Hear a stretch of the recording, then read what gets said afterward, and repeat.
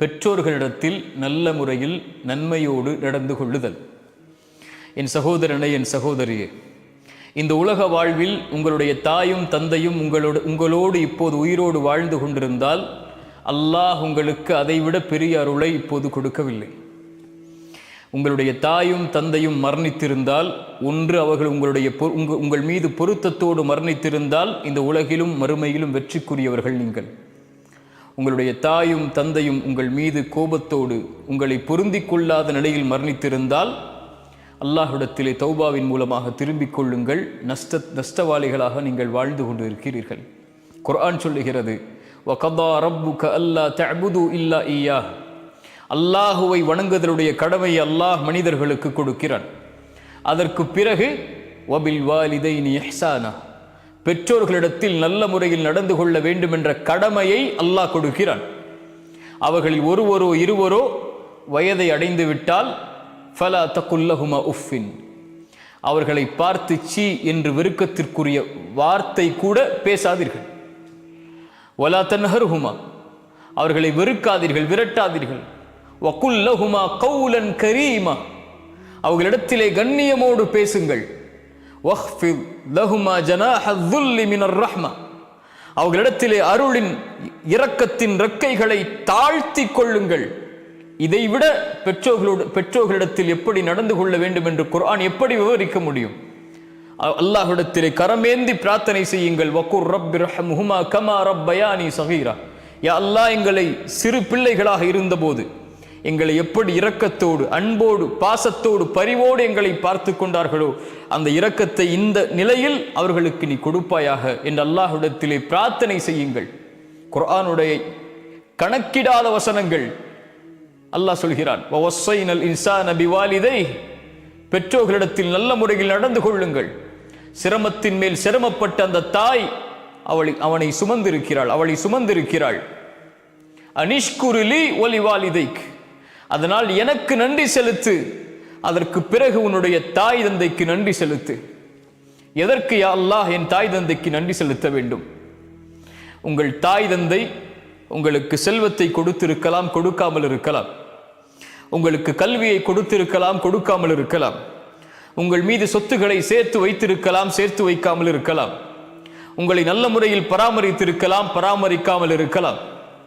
ஆனால் உங்கள் தாய் தந்தைக்கு காலம் முழுவதும் அவர்களுக்கு அருகிலேயே இருந்து அவர்களுக்கு பணிவிடை செய்து செய்து செய்து செய்து நன்றியை நீங்கள் வெளிப்படுத்தி கொண்டே இருக்க வேண்டும் என்ற ஒரு செயல் உங்களுக்கு இருக்குமானால், எனக்கு இருக்குமானால், என் தாய் தந்தைக்கு நன்றி சொல்லுவதற்கு லா இலாஹ இல்லல்லாஹ் முஹம்மதுர் ரசூலுல்லாஹ் என்ற ஷஹாதத்தை மொழியக்கூடிய மகனாக மகளாக அல்லாஹ் இவர்களின் மூலமாக நம்மை உருவாக்கியதுதான்.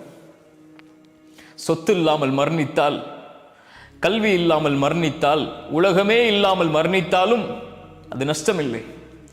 ஆனால் இந்த ஈமான் இல்லாமல் மரணித்தால் அல்லாஹ் அதை இந்த தாய் தந்தை வாயிலாக அல்லாஹ் நமக்கு கொடுத்திருப்பதற்கு நன்றி செலுத்த மறந்து விட்டால், காரணங்களை தேடிக்கொண்டிருந்தால், என் தாய் தந்தைக்கு நான் எதற்கு நன்றி செலுத்த வேண்டும் என்று இதை அறிந்ததற்கு பிறகும் நம்மை விட நஷ்டவாளிகள் யாரும் இல்லை. என் தாய்க்கு நான் நன்றி சொல்கிறேன். அஷ்ஹது அன்ன அல்லா இலாஹ இல்லல்லாஹ் வ அஷ்ஹது அன்ன முஹம்மது ரசூலுல்லாஹ் என் ஷஹாதத்தை மொழிவதற்கு அல்லாஹ் வாயிலாக எனக்கு ஒரு வாய்ப்பை கொடுத்தான். என் தாயே, ஜஸாக்கில்லாஹி ஹைரன், அல்லாஹ் உங்களுக்கு நலவை தரட்டும். உங்களுடைய விஷயத்தில் நான் குறைவுபட்டிருக்கிறேன். அல்லாஹ்விடத்திலே மன்னிப்பை தேடுகிறேன், உங்களிடத்திலும் மன்னிப்பை தேடுகிறேன். என் தாய்க்கு நன்றி, என் தந்தைக்கு நன்றி. அல்லாஹ் இன்னும் குர்ஆனிலே சொல்கிறான், உங்களில் நீங்கள் வாலிபத்தை அடைந்து விட்டால், குறிப்பாக 40 வயதை அடைந்து விட்டால், அல்லாஹ் பெற்றோரிடத்தில் எப்படி நடந்து கொள்ள வேண்டும் என்று சொல்கிறான். 40 வயதை அடைந்தவன், அவனிடத்திலே குடும்பம் இருக்கும், குழந்தைகள் இருக்கும், செல்வம் இருக்கும், தொழில் இருக்கும், அவனுக்கென்று ஒரு சூழல் உருவாகி இருக்கும். இத்துணை நிலையில் நீ மாறி இருந்தாலும், 40 வயதை நீ அடைந்து விட்டாலும், உன் குடும்பம், உன் மனைவி, உன்னுடைய தொழில், உன் செல்வம், உன் குழந்தைகள், இவையெல்லாம் உன்னை மிகைத்து விடக் கூடாது. உன் தாய் தந்தைக்கு நன்றியோடு நடக்க வேண்டும் என்ற காரியத்தில் வஸ்ஸைனல் இன்சான பிவாலிதைஹி இஹ்சானா, அல்லாஹ் அந்த வசனத்துடைய ஆரம்பத்தில் சொல்கிறான், பெற்றோர்களிடத்தில் நல்ல முறையில் நடந்து கொள்ளுங்கள். சிரமத்தின் மேல் சிரமப்பட்டு உங்களை சுமந்திருக்கிறாள், சிரமத்திற்கு மேல் சிரமப்பட்டு உங்களை பெற்றெடுத்திருக்கிறாள், தன் வாழ்க்கையே உனக்காக அர்ப்பணித்திருக்கிறாள். அல்லாஹ் அதற்கு பிறகு சொல்கிறான், அவன் துஆ செய்வான் 40 வயதை அடைந்தால், ரப்பி அவ்ஸிஅனி அன் அஷ்குர நிஅமதக அல்லதி அன்அம்த அலைய வ அலா வாலிதைய, யா அல்லாஹ் எனக்கு உதவி செய் உனக்கு நன்றி செலுத்துவதற்கு, என் மீது நீ செய்த அருளுக்காக, என்னுடைய பெற்றோர்கள் மீது செய்த நீ அருளுக்காக, எனக்கு செய்த அருள் இவர்களை எனக்கு கொடுத்தது யா அல்லாஹ், இதற்கு நன்றி செலுத்துவதற்கு எனக்கு உதவி செய்ய அல்லாஹ், நீ பொருந்தக்கூடிய செயலை செய்வதற்கு. அல்லாஹ் எதற்கு அதை சொல்கிறான்? பெற்றோர்களின் மூலமாக பொருத்தத்தை தேடி உன் பொருத்தத்தை பெறக்கூடிய செயலை செய்வதற்கு யா அல்லாஹ் எனக்கு உதவி செய், என்னுடைய வாரிசுகளை நல்ல முறையில் ஆக்கிவிடு யா அல்லாஹ், நான் என் பெற்றோருக்கு சிறந்த வாரிசு, என் வாரிசும் எனக்கு சிறந்த வாரிசாக இருக்க வேண்டும், அதை மாற்றிவிடு, அதில் தவறளித்திருந்தால் என்னை மன்னித்துக் கொள் யா அல்லாஹ், நான் முஸ்லிம்களில் ஒருவன் என்ற துஆவை செய்யுங்கள் என்று அல்லாஹ் கட்டளையிடுகிறார். இதை விட எப்படி பெற்றோர்களிடத்தில் நல்ல முறையில் நடந்து கொள்ள வேண்டும் என்பதை விவரிக்க முடியும்? அல்லாஹுடைய தூதர் ஸல்லல்லாஹு அலைஹி வஸல்லமுடைய ஒரு செய்தியை கவனியுங்கள். 3 பேர் ஒரு குகையில் மாட்டுகிறார்கள். ஒவ்வொருவரும் அவர்கள் செய்த நன்மைகளை அல்லாஹ்விடத்திலே முறையிட்டு அதிலிருந்து விடுதலை பெற வேண்டும் என்ற ஆசை கொள்கிறார்கள். முதலாம் அவர் அழைக்கிறார், யா அல்லாஹ், நான் வாழ்நாளில் எதை செய்திருக்கிறோனோ செய்யவில்லையோ எனக்கு தெரியவில்லை, என்னுடைய பெற்றோர்கள் வயதானவர்கள், நானோ ஒரு காட்டிலே விறகை எடுத்து வரக்கூடிய வேலை செய்கிறேன், நான் என் வழக்கம் எப்படி, என்னுடைய உணவை நான் கொண்டு வந்தால் என்னுடைய வீட்டிற்கு என் மனைவியும் குழந்தைகளும் அதை சாப்பிடுவதற்கு முன்னால் என் பெற்றோர்கள் சாப்பிட்டால் தான் அவர்களுக்கு கொடுப்பேன். ஒரு நாள் இரவிலே நான் வருவதற்கு தாமதமாகிறது, என் பெற்றோர்கள் பசியால் உறங்கிவிட்டார்கள், அவர்களுக்காக கொண்டு வந்த உணவை நான் கொண்டு வந்திருக்கிறேன், என் பிள்ளைகளும் என்னுடைய மனைவியும் பசியில், ஆனால் என் பெற்றோர்கள் சாப்பிடாமல் உறங்கிக் கொண்டிருக்கிறார்கள், அவர்களை எழுப்புவதற்கு கூட, அந்த சிரமத்தை கொடுப்பதற்கு கூட எனக்கு மனம் நாடவில்லை, அவர்களுடைய தலையில் அருகிலேயே அமர்ந்திருக்கிறேன், காலை விடியும் வரை அவர்களுக்கு அருகிலேயே அமர்ந்திருந்து அவர்கள் எழுந்து அந்த உணவை சாப்பிட்டதற்கு பிறகுதான் என்னுடைய மனைவிக்கும் என்னுடைய பிள்ளைகளுக்கும் கொடுத்தேன். அல்லாஹ், இந்த செயலை நீ ஏற்றுக்கொண்டிருந்தால் இந்த சோதனையிலிருந்து எனக்கு விடுதலை கொடு. அல்லாஹ் விடுதலையை கொடுக்கிறான். உங்கள் மனைவி உங்களுடைய தாய்க்கு பணிவிடை செய்வதிலிருந்து உங்களை மிகைத்திருந்தால், உங்களுடைய குடும்பம், உங்களுடைய குழந்தை, உங்களுடைய செல்வம், உங்களுடைய தொழில், இவையெல்லாம் உங்கள் பெற்றோர்களுக்கு பணிவிடை செய்வதிலிருந்து உங்களை மிகைத்திருந்தால், இவை அனைத்தும் அல்லாஹ்விடத்தில் தடுக்கப்பட்டவை. என்ன செயல் இருக்கிறது அல்லாஹ்வுடைய தீனில்? என் ரப்பை நெருங்குவதற்கு என்று ஒருவன் கேட்டால் இதைவிட வேறு எந்த செயலும் இல்லை. அப்துல்லா இப்னு அப்பாஸ் இடத்தில் ஒரு ஓடி வருகிறார். அப்துல்லா இப்னு அப்பாஸே, ஒரு பெண்ணை திருமணம் செய்ய வேண்டும் என்று ஆசைப்பட்டேன், பெண் பேசினேன், அவளும் ஒத்துக்கொண்டாள், ஆனால் என்னை விட்டு இன்னொருவரை பெண் மணமகனாக ஏற்றுக்கொண்டாள். என்னால் கோபம் தாங்க முடியவில்லை, அந்த பெண்ணை நான் கொலை செய்து விட்டேன், அதற்குரிய தண்டனையை நிறைவேற்றுங்கள், ஆனால் எனக்கு அல்லாஹ்விடத்திலே மன்னிப்பு உண்டா? அப்துல்லா இப்னு அப்பாஸ் கேட்டார்கள், உன்னுடைய தாய் உயிரோடு இருக்கிறார்களா? அவர் கேட்டார், இல்லை, என் தாய் உயிரோடு இல்லை, மரணித்து விட்டார்கள். அப்படி என்று அல்லாஹ்விடத்திலே தௌபா செய், அல்லாஹ்விடத்திலே நெருங்குவதற்குரிய காரியங்களை தேடிக்கொள்.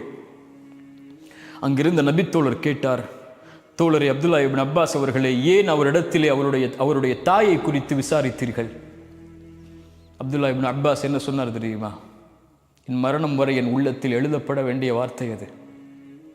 என் தாயுடைய அழைப்பு என்னுடைய உலகத்திலே இருக்கும் வரை எழுதப்பட வேண்டிய வசனம் அது.